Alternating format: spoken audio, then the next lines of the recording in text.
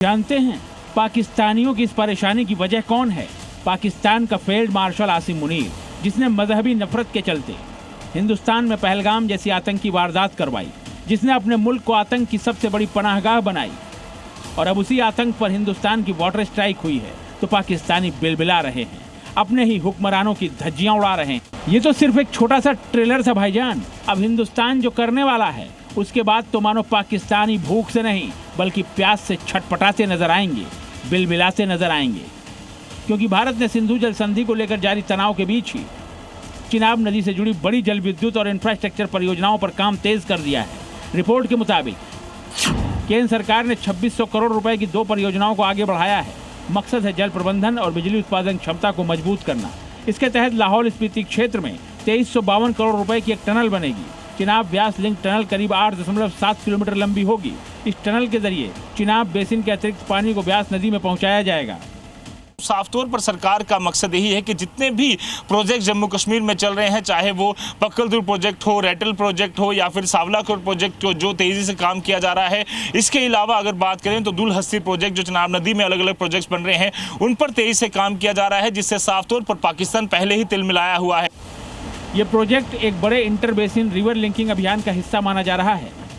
पहले फेज में लाहौल घाटी में नदी पर 19 मीटर ऊंचा बैराज बनाने का भी प्रस्ताव है, ताकि हिमाचल और उत्तर भारत के कई इलाकों में जल प्रबंधन और बिजली उत्पादन क्षमता को नई मजबूती दी जा सके। बस इसी बात से पाकिस्तानी बौखलाए हुए हैं।